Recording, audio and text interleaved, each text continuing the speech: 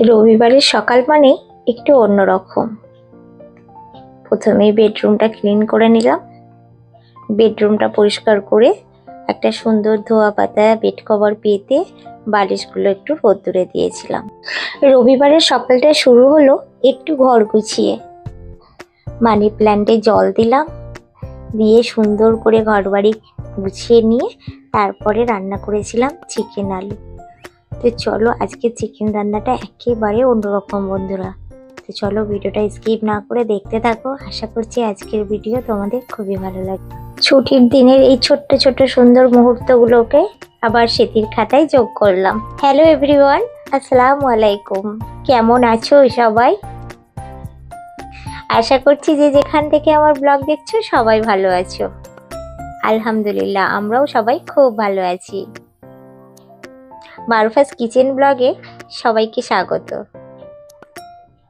আশা করছি আজকের ভিডিওটা তোমাদের একটু হলেও কোথাও ভালো লাগবে। আর সেই সাথেই ভিডিওর শুরুতেই একেবারে ছোট্ট একটা রিকোয়েস্ট নিয়ে চলে এসেছি। ভিডিওর কোথাও কোনো অংশ যদি তোমাদের একটু ভালো লেগে থাকে তাহলে প্লিজ লাইক কমেন্টে শেয়ার করে দিও। আর যারা নতুন বন্ধু তারা প্লিজ চ্যানেলটিকে সাবস্ক্রাইব করে পাশে থেকো। সিমরার পাপা গেছে বাজারে, সেই ফাঁকেই কিন্তু আমি তড়িঘড়ি করে ঘরবাড়িগুলো পরিষ্কার করে নিলাম। তারপরে দেখো এখানে মানি প্ল্যান্টে জলটা চেঞ্জ করলাম।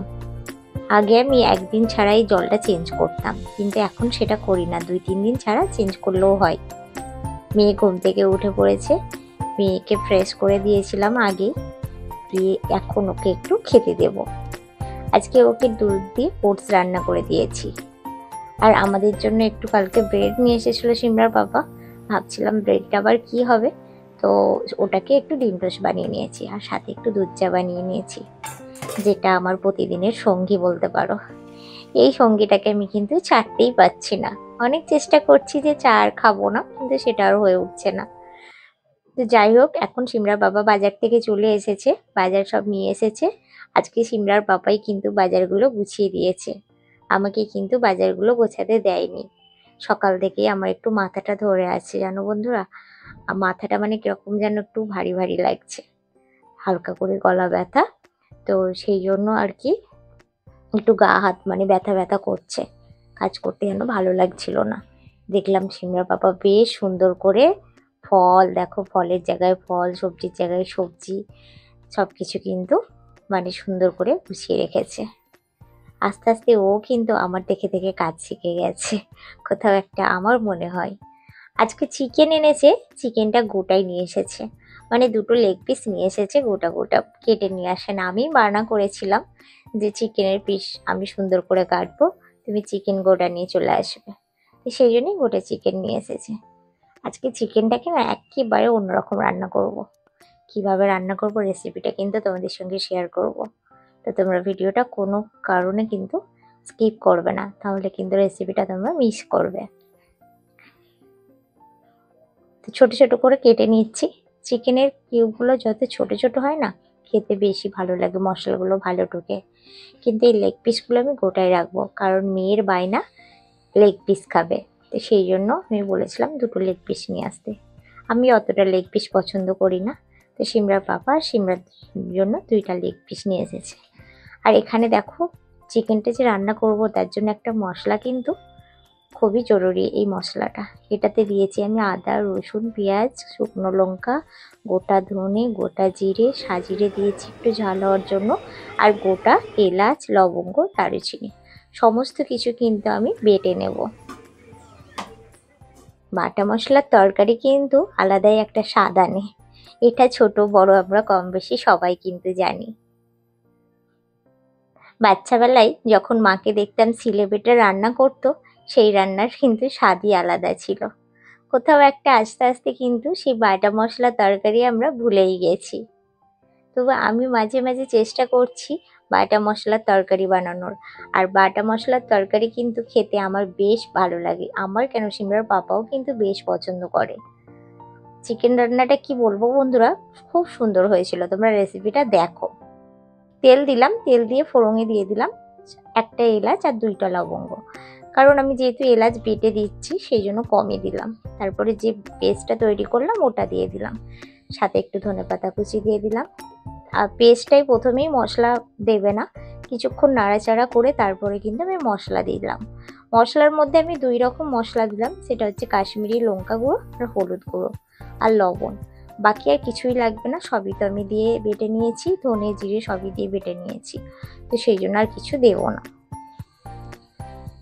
ভালো করে এই মশলাটাকে কষিয়ে নিতে হবে যতক্ষণ না মশলা থেকে তেল ছাড়ছে। ঠিক এই পর্যায়ে যতক্ষণ না আসছে ততক্ষণ কিন্তু তোমাকে মশলাটা কষাতে হবে। রান্নাটা কিন্তু একটু সময় লাগবে বন্ধুরা, তড়িঘড়ি রান্নাটা কিন্তু না, বেশ সময় লেগেছে আমার রান্নাটা। তো যাই হোক, দেখো সুন্দর করে চিকেনটাকে যে ভেজে নিলাম নুন দিয়ে, শুধু নুন দিয়ে কিন্তু আমি চিকেনটা ভেজে নিয়েছিলাম। সেই ভাজা চিকেনটাকে কিন্তু এই মশলার সাথে দিয়ে মিনিট 2-3 নাড়াচাড়া করে একটু জল দিয়ে দিলাম। জলটা অবশ্যই কিন্তু গরম জল দেবে, আমি কিন্তু এখানে কুসুম কুসুম গরম জলটাই অ্যাড করেছি। দিয়ে হালকা আছে ওটা বসিয়ে দিয়েছি। চিকেন মানেই তো আমাদের বাড়িতে একটু আলু পছন্দ করে, তাই একটু আলুও ভেজে নিচ্ছি হলুদ দিয়ে। আলুটাকে কিন্তু অতি অবশ্যই সুন্দর করে ভেজে নিতে হবে, বেশ ভালো করে ভেজে নিতে হবে মিডিয়াম আছে। তো ভেজে নিয়েছি, দেখো এখানটায় চিকেনটাকে বেশ ভালো করে কষিয়ে নিয়েছি, নিয়ে আলুগুলো দিয়ে দিলাম। পুরো কষানা দেখিয়ে যদি ভিডিওটা বানাই তাহলে অনেক বড় হয়ে যাবে, সেই জন্য আমি কিন্তু শর্টে দেখাচ্ছি। খুব সুন্দর করে আলু দিয়ে ভালো করে নাড়াচাড়া করে আমি কিন্তু চিকেনটা কষিয়ে নিয়েছি।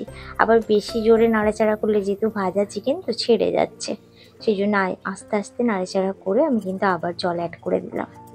এই যে জলটা এ থেকেই কিন্তু গ্রেভি রেডি হয়ে যাবে। তো চলো, চিকেন রান্না কমপ্লিট। আজকে আর সেরকম কিছু করব না, ওই যে বললাম না সকাল থেকে মাথা ধরে আছে, চা খাবার পর একটু ভালো হলো জানো, সেই জন্য আবার ভাবলাম একটু পাঁপড় ভাজি, একটুখানি মানে টমেটোর চাটনি করলাম। কারণ কেন বলো তো, একটা মানে রবিবার দিন তো যেন একটাতে মন ভরে না, যেহেতু স্পেশাল দিন, কারণ রবিবার দিনটা তো সবাই ছুটিতে বাড়িতে থাকে, তাই জমিয়ে লাঞ্চ করাটা কিন্তু অতি অবশ্যই মানে প্রয়োজন হয়ে যায়।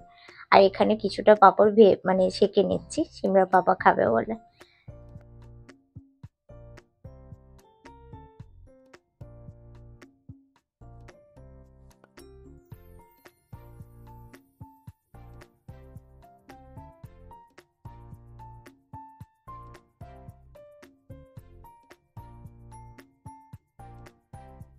দেখো রান্নাটা দেখো একদম মিডিয়াম আছে, কিন্তু আলু আর চিকেনটা সেদ্ধ হচ্ছে।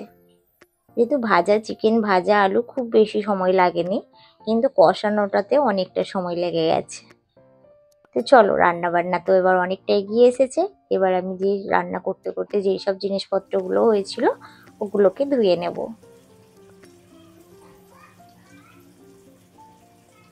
রবিবার ছুটির দিন মানেই কিন্তু নিজের মতো করে গুছিয়ে কাজ করা, কাজই বলো, বেড়ানো বলো, খাওয়া দাওয়া বলো, সবটাই কিন্তু কোনো তাড়াহুড়ো থাকে না, তাই না বন্ধুরা? তাই ঘুম থেকে উঠে প্রথমে চা বানিয়ে চা খেয়ে সিমরা পাপা গেল বাজারে, আমি করলাম বেডরুম ক্লিন করে নিলাম, তারপরে ঘর বাড়ি ক্লিন করলাম, তারপরে চান ধান করলাম, তারপরে মানি প্ল্যান্টের জলটা বদলে দিলাম বাড়ির একটা ফ্রেশনেস আনতে। তো এই সমস্ত কাজ গুছিয়ে তারপরে আসলাম রান্নাঘরে, তারপর রান্না বান্না করলাম। তো এই সবের মধ্যে দিয়েই কিন্তু আমার রবিবারের সকাল থেকে দুপুরটা কাটলো, সাজিয়ে তোমাদের জন্য ব্লগটা বানালাম। কেমন লাগলো ব্লগটা অবশ্যই বন্ধুরা তোমরা কিন্তু তোমাদের কমেন্টের মাধ্যমে জানাবে। ভালো লাগলে বন্ধুরা প্লিজ একটা লাইক করে দেবে। এখন চলে এসেছি, একটু সময় আছে জানো, যেহেতু বললাম না একটা ভাত তরকারি বানিয়ে নিয়েছি, মানে বাজারগুলো গুছিয়ে দিয়েছে, তো সেই জন্য আমার একটু সময় ছিল। আমি আবার কিচেনটাকে বেশ ঝকঝকে করে সুন্দর করে গুছিয়ে নিলাম।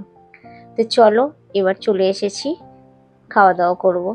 রবিবারের স্পেশাল লাঞ্চ, টেবিলটা রেডি করি। ওরা বাবা মেয়ে সব চান্দান হয়ে গেছে, আর আমিও মানে রেডি হয়ে গেছি, এবার খাওয়া দাওয়া করবো।